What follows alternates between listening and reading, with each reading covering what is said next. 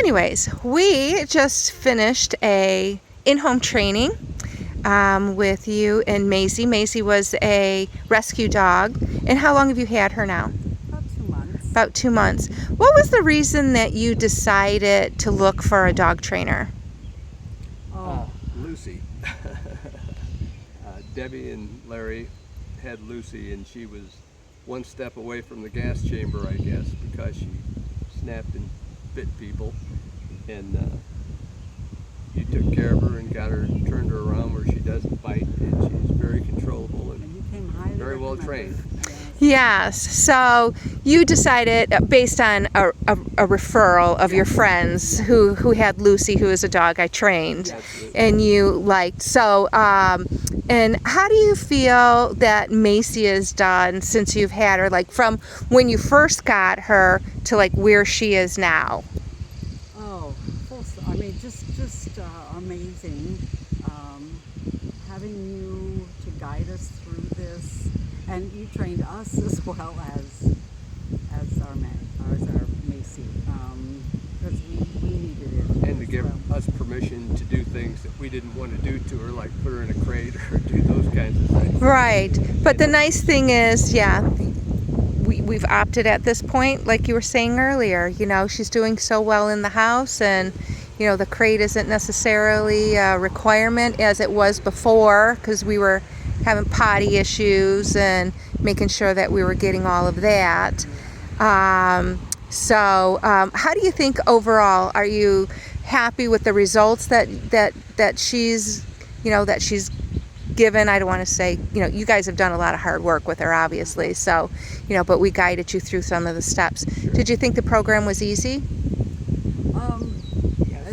Yes and no. Well, I mean, I'm not. It was things that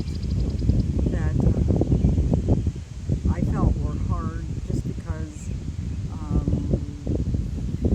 stuff I didn't want to do, but it was good for the dog. And what's good for the dog is what we have to do, you know.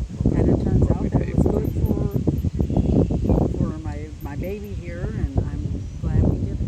You know? And she's become friends with Lucy. Yeah. So the first couple of times she met Lucy was not so good. No, the first time was a disaster.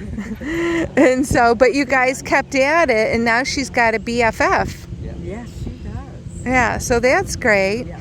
And she's really lucky to have found you, or you to have found her, because, yeah, she was a little iffy in the beginning there. Oh, yeah. She was. She didn't have any social skills, and we still need to work on that and take her places where she can interact and see more people than us, and you know, see a crowd and other dogs. And other dogs, yeah. But she's done well. We took her to the nursery that day, and there were a lot of people there, and she didn't freak out, didn't do anything. She put up with another dog without having a problem.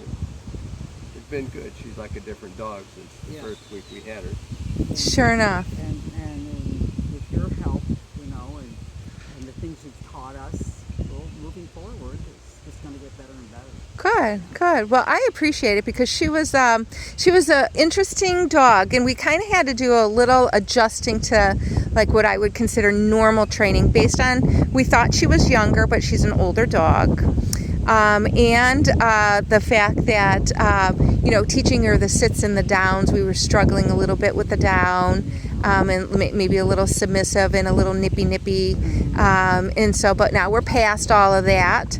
And now she's just a family member, and it's getting along. So, you know, sometimes training for me needs to be a little on the creative side and say, well, is it really that important? And if that's not important, let's focus on the areas that we need to make sure that they adjust in. And I love that about you. Yeah. I love about that you were able to say, you know, that she is older.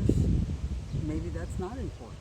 Yeah. And let's move on to something else. And that was great about you. That's what I loved. Yeah. And you were able to adjust to her, you know, and yours. And us.